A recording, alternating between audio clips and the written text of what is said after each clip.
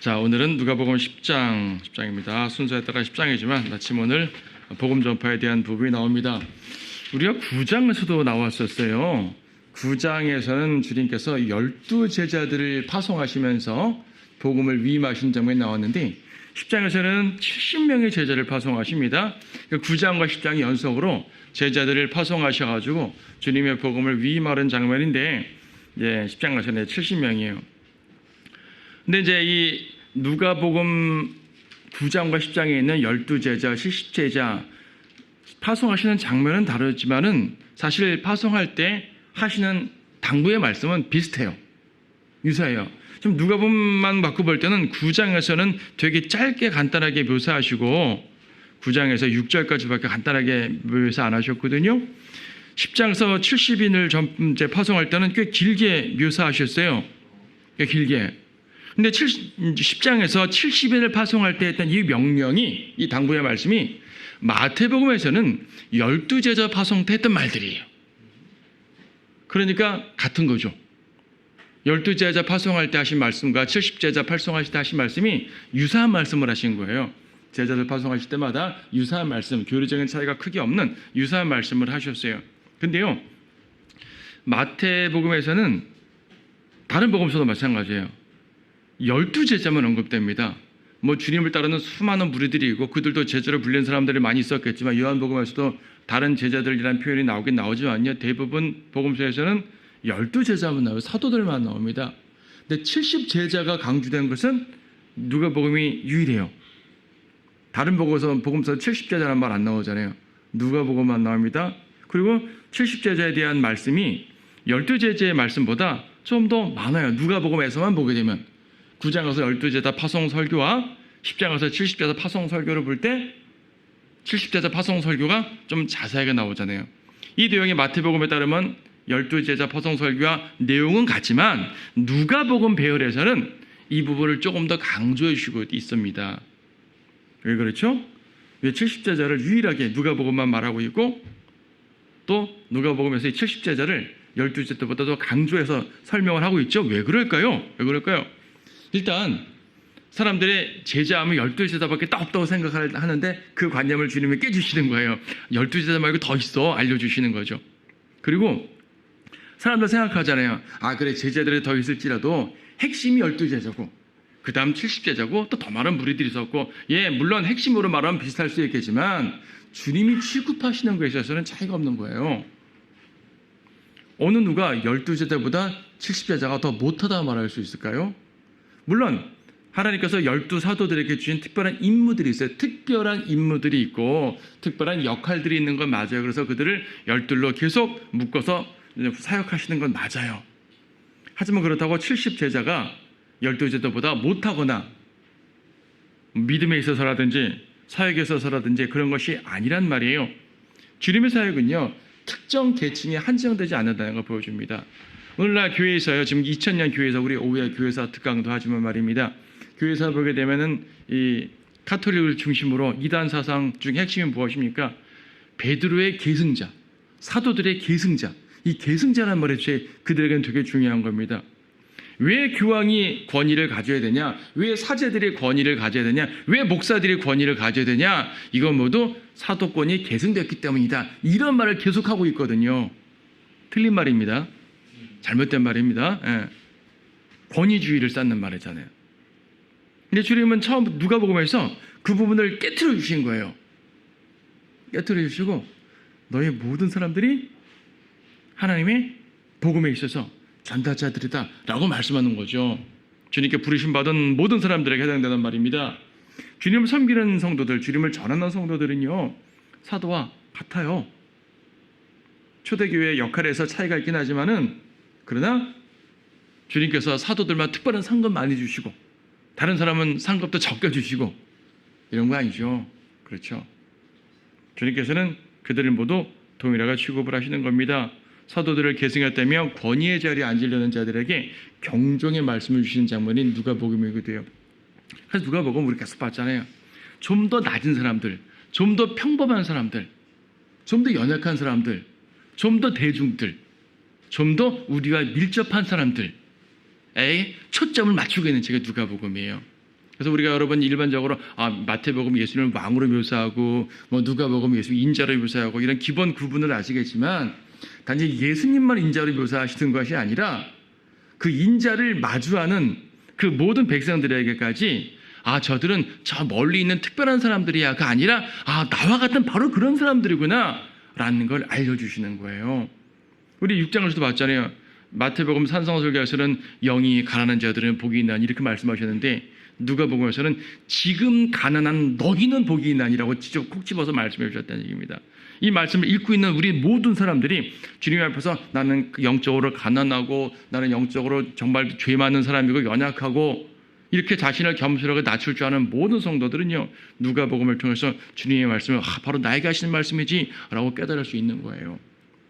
누가는 바로 그런 관점으로 이방인 데오빌로라는 사람에게 이제 책을 써서 보내고 있고, 이방인 데오빌로가 보면서 정말 예수 그리스도라는 사람은 이런 분이구나, 내가 믿기에 합당한 사람이구나, 바로 나와 같은 사람이구나, 나를 위해 죽으셨구나, 이런 것들을 깨달을 수 있도록 만들어주신 책이 누가복음인 겁니다.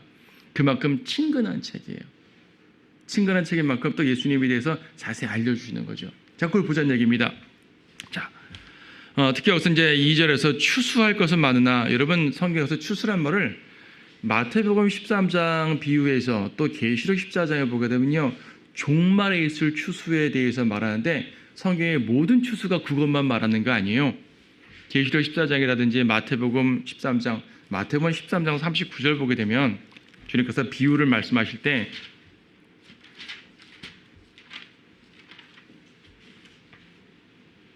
네, 39절 독보리들을 뿌린 구원수는 마귀이며 추수는 세상 끝이요 추수꾼들은 천사들이라. 요 말만 갖고 또 오해해가지고 지금 이 누가복음에서 추수꾼 말하는 것을 재림에 대해서만 초점 맞추면 안 됩니다. 여기서 말하는 것은 복음을 전파해서 열매를 거두는 모든 행위들에 대해서 그렇게 상징적으로 표현을 하는 거예요. 성경의 추수라고 다 똑같은 추수가 아니고 다양하거든요. 신천지에서 추수꾼이라고 그러잖아요. 신천 추수꾼. 자기네들 전파자들을 추수꾼이라고 그래요. 짬뽕단 말이에요. 그 사람들은 어쨌든 전파자인데 추수꾼이라고 그러는데 추수꾼은 종말에 대해서 언급하고 있잖아요. 마태복음에서는. 그래서 지금 종말 시대니까 천국으로 이끌기 위한 특별한 추수꾼이 필요하다라고 말하는데 잘못된 거죠. 종말 추수꾼은 천사들이에요. 천사들. 지금 여러분들을 추수꾼으로 부르시는 것은요, 이 은혜의 복음에 해당되는 추수꾼들입니다. 종말에 있어서는 환난 끝에는 천사들이 특별한 역할을 할 것이고 그건 그들에게 맡기는 것이고요. 우리는 지금 아직 하늘문이 닫혀지기 전 교회 시대의 끄트머리에 살 때 말입니다.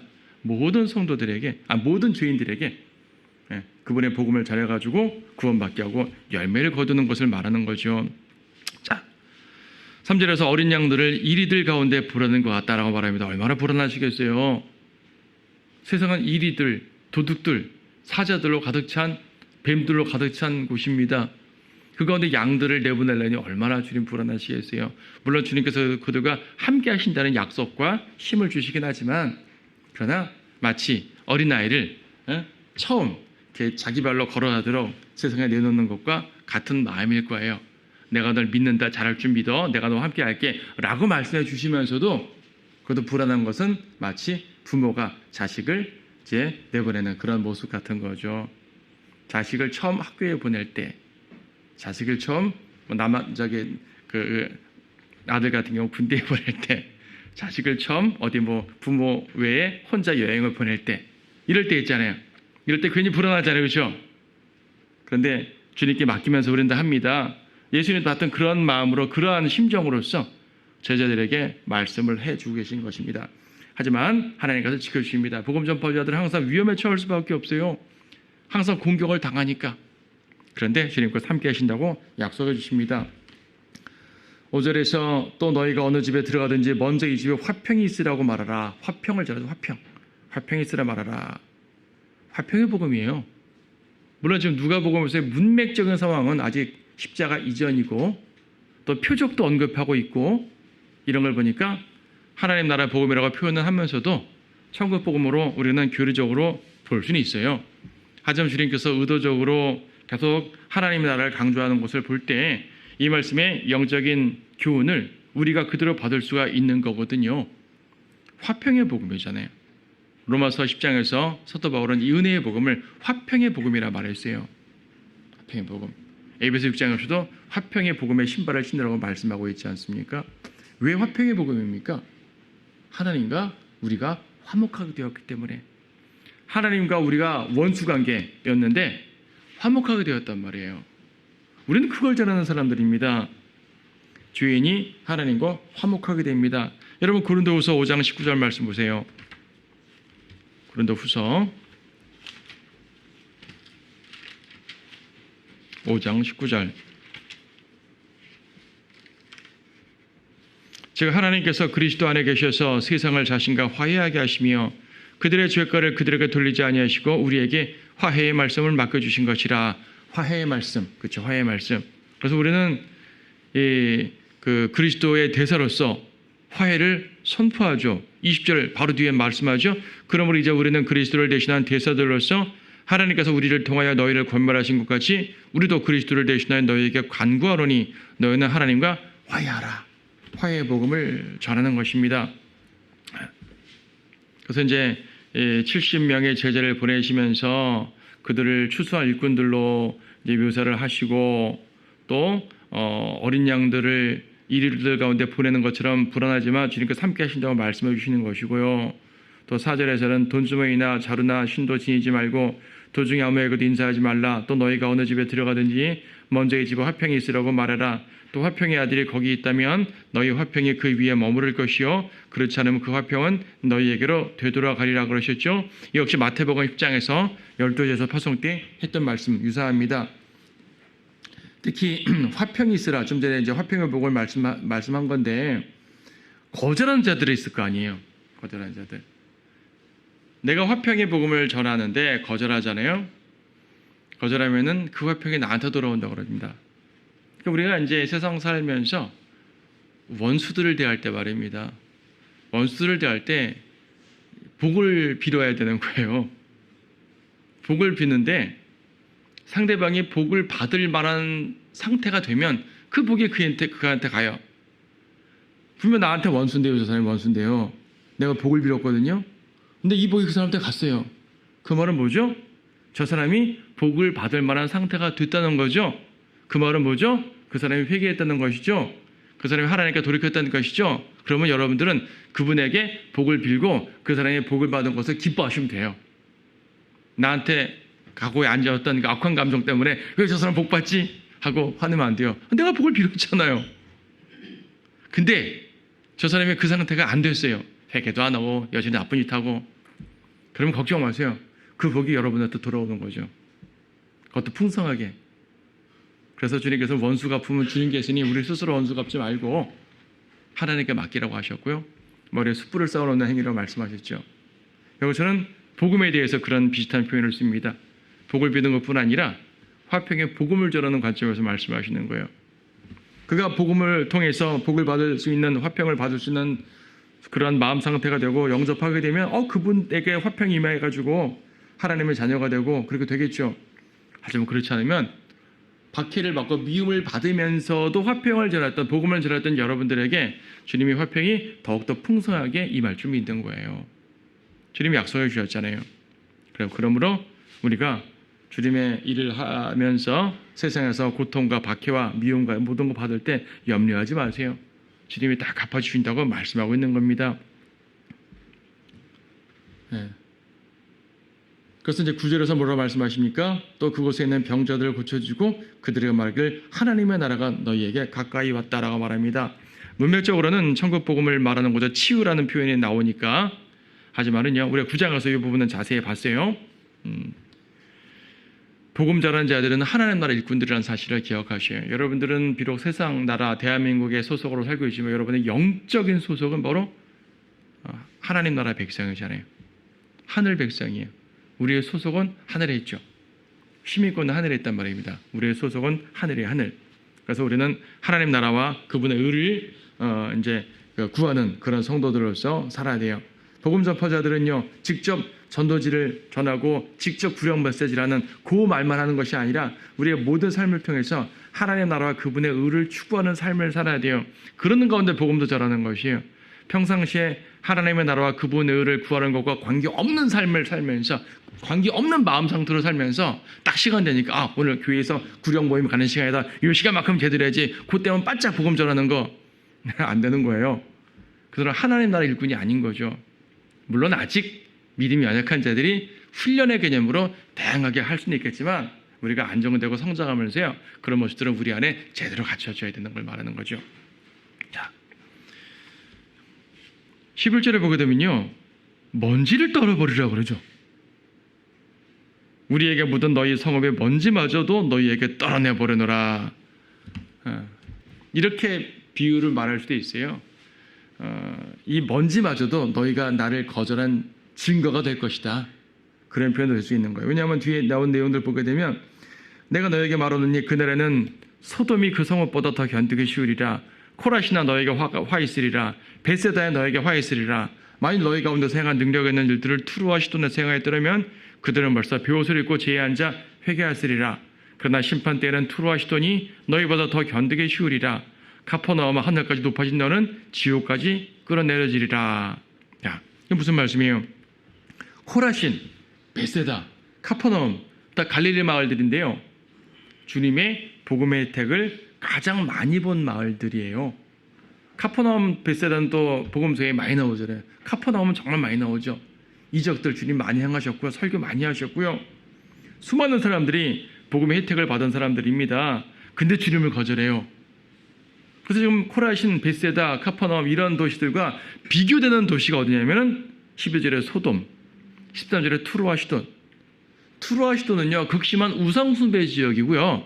소돔은 우리가 알듯이 극심한 폭력과 성적인 그 악한 지역이 바로 그 소돔 지역이었단 말입니다. 아주 음란한 지역. 그리스도를 거절한 죄는요 소돔의 음란함보다 투르와 시도의 그 우상숭배보다 더 악하단 말입니다. 그리스도의 혜택을 받고도 거절하는 사람 더욱더 그렇죠. 코라신, 베세다, 예수님이 맨날 표적이 행했던 곳이에요. 주님을 분명히 보고 믿을 수 있는 상황인데 거절해버려요. 투르와 시돈보다 더 악하게 취급한, 더 심하게 책망하신다는 말씀입니다. 자, 그래서 그리스도를 거절한 죄가 얼마나 심각한지 우리는 알게 됩니다. 16절에서는 너희에게 듣는 자는 내게서 듣는 것이요 내게 듣는 것이요 너희를 멸시하는 자는 나를 멸시하는 것이라. 또 나를 멸시하는 자는 나를 보내신 분을 멸시함이라. 자, 복음의 권위예요. 우리가 복음을 전할 때 우리의 말을 듣는 사람은 주님의 말을 듣는 거란 말입니다. 우리가 복음 전할 때 우리를 멸시하는 사람들은 주님을 멸시하는 사람들이 되는 거예요. 우리가 그리스도의 복음으로 말미암아 그분의 권위를 힘입은 겁니다. 그러니까요, 이 그리스도의 권위로 뭘 행한다라는 것은 복음 전할 때 해당되는 말이에요. 교회 지도자에게 해당되는 게 아니에요. 카톨릭 교황에게 해당되는 것이 아니라고요. 우리는 그리스도의 권위를 위임받았다. 아니요. 그리스도의 권위를 위임받은 것은 복음 전하는 여러분 모두인 겁니다. 그리스도의 대사는 특별한 사역자들만이 아니라 복음 전하는 모든 성도에게 하신 말씀인 거예요. 그래서 70인에게 말씀하지 않아요. 12제자가 아니라 70인에게 말씀하신 이유가 뭐예요? 주님의 제자는 확장되는 거거든요. 더 많은 사람들, 더 평범한 사람들이 주님께 부르심 받아가지고 그분의 대사가 되는 거예요. 이건 베드로나 12제자에게 하신 말씀이 아니라 70명의 제자, 또 그 이상 되는 모든 사람들, 모든 복음 전파자에게 하신 말씀입니다. 여러분들이 복음을 전하는 순간 여러분들은 그리스도의 대리자가 됩니다. 고린도후서 5장에서는 화평의 복음을 전할 때 그리스도를 대신해서 용서한다는 것이에요. 마태복음 16장 등에서 예수님께서 베드로에게 내가 땅에서 묻고 하늘에서 묻고 내가 땅에서 풀면 하늘에서 푼다. 베드로나 제자들이 이렇게 말하니까 많은 사람들이 뭐라고 생각해요? 교황이 베드로의 계승자니까, 목사들이 사도들의 계승자니까 이 사람들이 땅에서 묶으면 하늘에서 묶여지고 땅에서 풀면 하늘에서 풀려지고. 그래서 교회가 막 저주하는 이유가 뭔지 알아요? 우리가 저주하면 하나님도 너를 저주하실 거야, 이런 생각이에요. 엄청난 오해죠.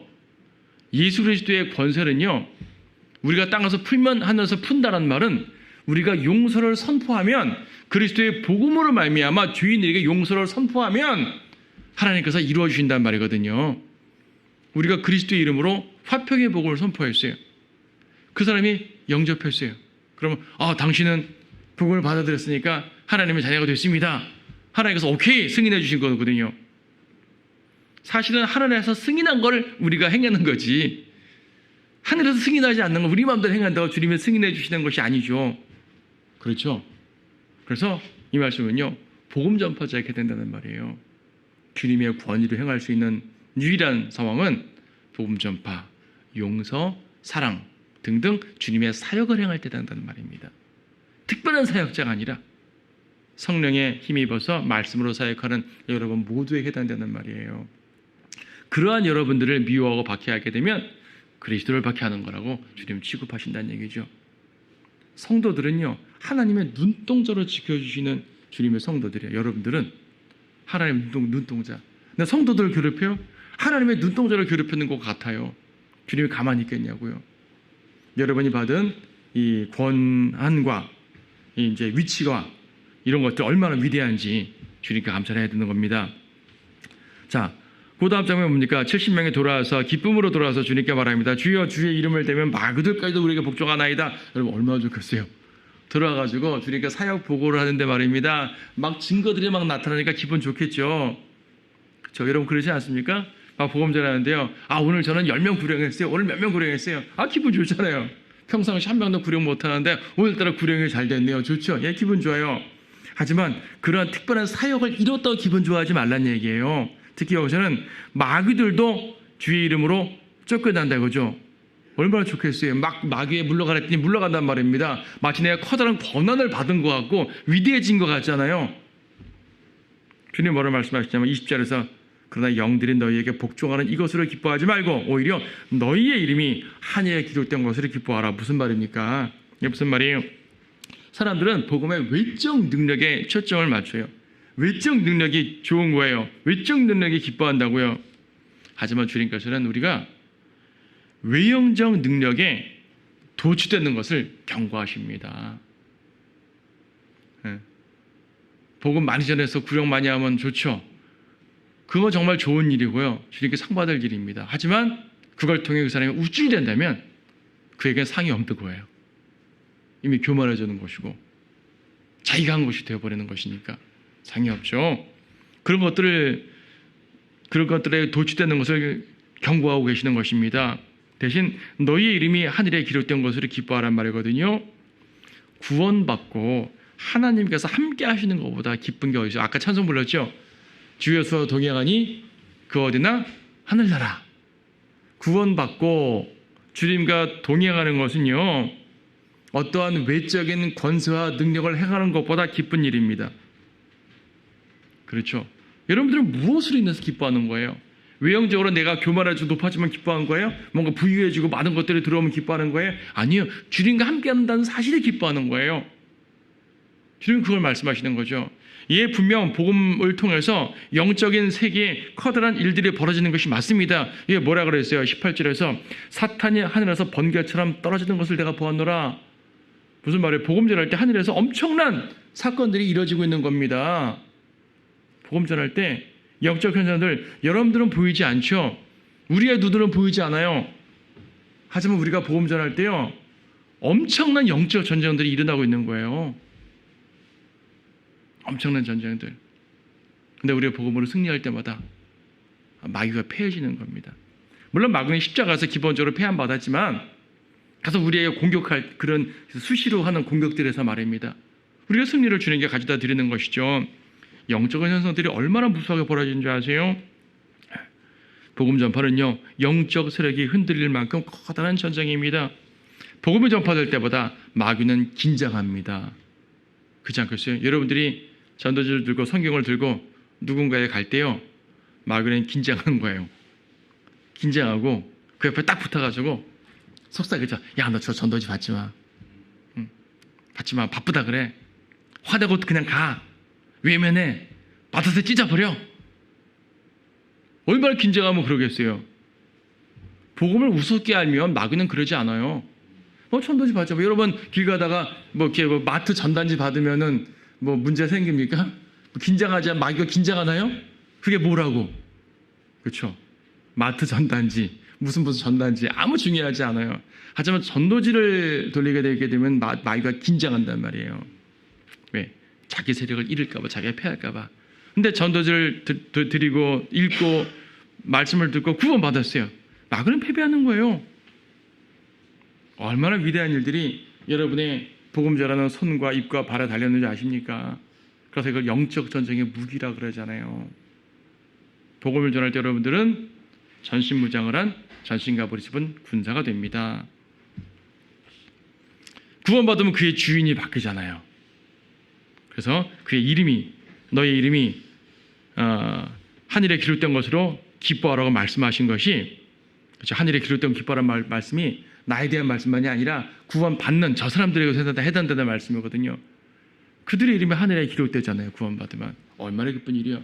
주인이 구원받으면 하늘에서 기뻐하고 잔치가 벌어진다고 하죠. 환호성이 펼쳐진다고 하잖아요. 그렇죠. 그래서 마귀는 긴장하는 겁니다. 자, 그래서 이제 19절에서는 내가 너에게 뱀과 전갈을 밟으며 원수의 모든 능력을 제어할 권세를 주려니 아무것도 너희를 갖고 해치지 못할 것이라. 역시 주님께서 함께 하신다는 그런 말씀입니다. 문자적으로는, 문맥적으로는 천국 복음의 표적들이에요. 이건 오늘날 우리에게 해당되질 않습니다. 예수님의 십자가 이전에 하신 말씀으로서 초림과 재림 모두에 다 적용될 수 있는데, 특히 대환란 때 이런 표적들이 반복될 겁니다. 지금 여러분들에게 이런 표적들이 일어나지 않는다고 이상하게 생각하지 마세요. 이거는 마귀와 예수님을 직접 상대할 그런 상황, 주님께서 왕국을 세우실 그런 상황에서 펼쳐질 특별한 상황들입니다. 그래서 우리에게도 적용될 수 있지만 왕국 복음 전하는 특별한 자들에게 또 적용되는 부분들은 그런 교리적으로 또 남겨둬야 되는 거예요. 자, 21절에 특별한 표현이 있습니다. 예수께서는 영으로 기뻐하셨대요.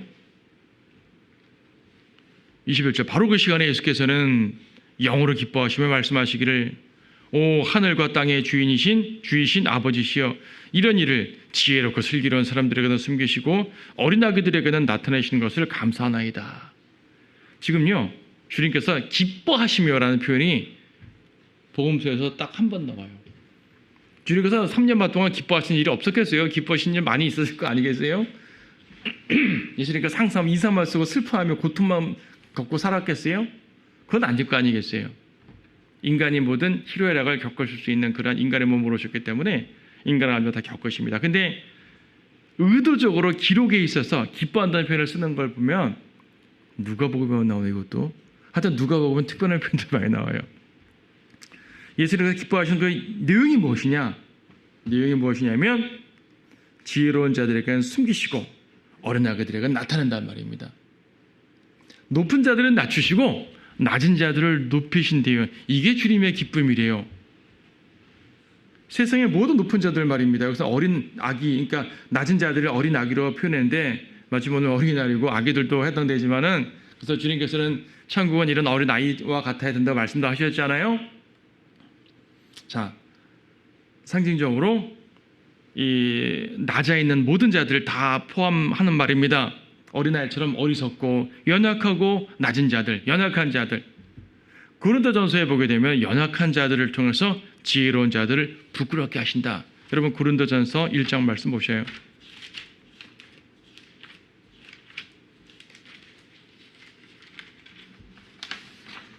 고린도전서 1장 말씀 보게 되면 몇 절이에요? 19절에서 기록되기를 내가 지혜 있는 자들의 지혜를 멸하고 총명한 자들의 명철을 없애리라. 그렇죠? 지혜 있는 자가 어디 있느냐? 학자가 어디 있느냐? 이 세상에 변론가가 어디 있느냐? 하나님께서 이 세상의 지혜를 어리석게 만드신 것이 아니냐? 왜 세상 지혜를 무가치하다고 말하죠? 세상 지혜가 아주 무가치한 건 아니죠. 여러분들이 밥 먹고 살기에는 필요합니다. 세상 지식이 좀 있어야지 취직도 할 것이고 장사도 할 것이고, 그렇죠? 어느 정도 처서술도 있어야 이 풍진 세상 살아갈 수 있단 말이에요. 하여튼 여기서 말하는 건 뭡니까? 어떤 지혜가 특히 무익하단 말입니까? 하나님을 아는 지혜. 구원의 지혜, 바로 십자가의 지혜입니다. 주님께서는요, 십자가 앞에서 세상의 모든 지혜들을 완전히 무가치하게 만들어 버리십니다. 그렇죠. 연약한 자들을 통해 주님께서는 그 일을 이루시거든요. 십자가에 나타난 하나님의 능력입니다.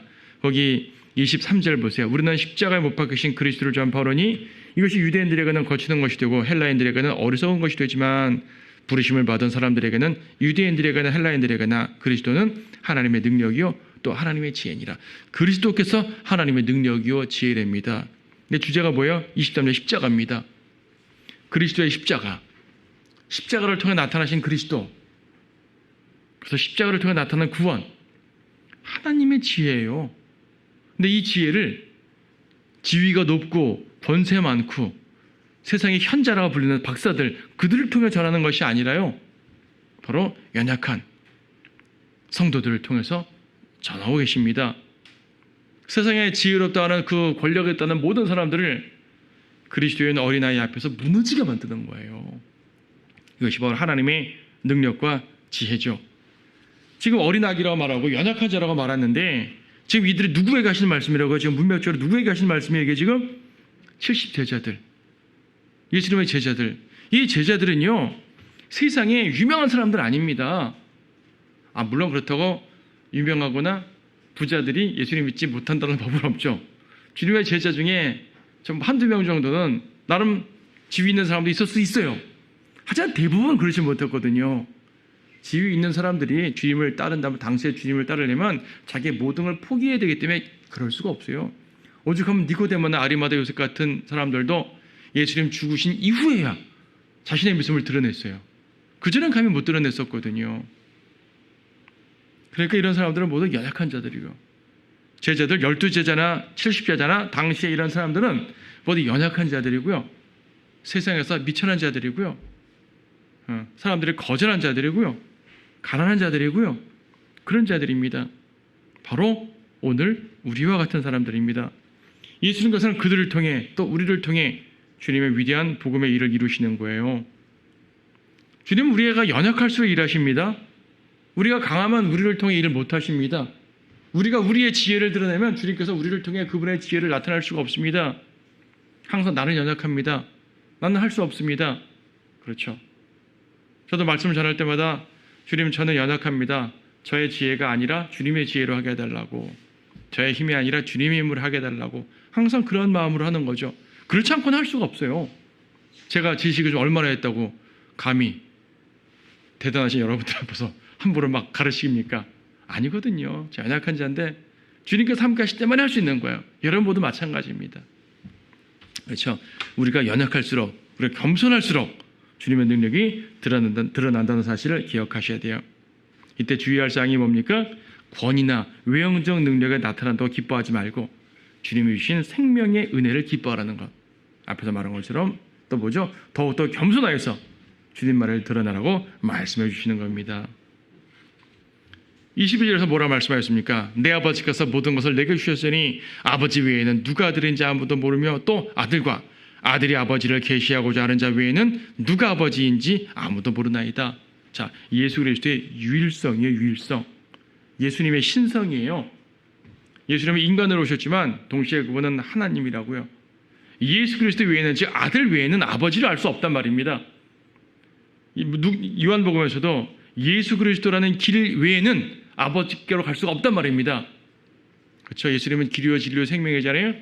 아버지께로 가기 위해서는 반드시 예수님이라는 길을 통해 갈 수밖에 없어요. 예수님이라는 진리를 통해서 갈 수밖에 없단 말입니다.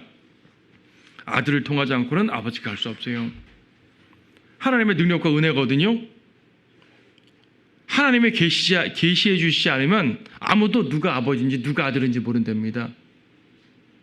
하나님의 성령이, 하나님의 말씀이 계시해 주시지 않으면 모르는 거예요. 아들이 계시해 주시는 것입니다. 그러므로 뭡니까? 구원은 전적으로 하나님이 베푸시는 거예요. 그분이 자신을 계시하고 그분이 은혜를 주셔 구원받습니다. 간혹 자유의지에 대해서 오해하는 분이 있습니다. 칼빈주의 비판하고 자유의지를 강조하다 보니까 사람들이 오해하여서 마치 우리가 주님 앞에 열심히 찾고 찾아서 구원받는 것으로 생각하는 거예요. 그러니까 우리가 칼빈주의 비판하면서 자유의지 말하면 칼빈주의자들이 우리를 비판할 때 아니 하나님의 은혜를 무시하고 자기 스스로 구원을 얻을 수 있다 하는가라고 욕을 해요. 오해죠. 자유의지는 그것이 아니에요. 자유의지는 우리의 의지로 주님의 은혜를 차지한다는 말이 절대로 아니라 주님의 은혜는 전적으로 그분께 달려있는 거예요. 우리는 그분의 은혜를 우리의 힘으로 절대 못 얻어요. 근데 그분이 은혜를 주셨을 때 그 은혜를 아멘하고 순종하고 받아들였냐 거절하느냐 여기에 대해서 자유의지를 말하는 거예요. 인간이 의지를 가지고 복음을 거절할 수 있다는 것은 그걸 말하는 거지 그렇다고 우리가 내 자유의지를 통해 주님의 은혜를 따낸다 이거 아니거든요. 은혜는 전적으로 주님께로부터 옵니다. 구원은 전적으로 주님께로부터 옵니다. 다만 우리에게 그 은혜를 받아들이라고 영접하라고 우리에게 촉구하시고 요구하시는 것입니다. 그렇죠. 예. 자, 아들이 아버지를 계시하고자 하는 자 누구예요? 바로 21절 어린아기라고 말하는 연약한 자들 우리들을 말하는 겁니다. 주님은 연약한 우리들에게 죄 많은 우리들에게 그분께로 가는 길을 열어주셨어요. 이것이 은혜죠. 자, 이 은혜를 우리가 받았으니 이 은혜 가운데 항상 거하시고요. 또 많은 분들이 이런 은혜 가운데 거할 수 있도록 또 복음 전파하고 주님 안에서 이제 더욱더 주님을 따르는 우리 모두가 됐으면 좋겠습니다.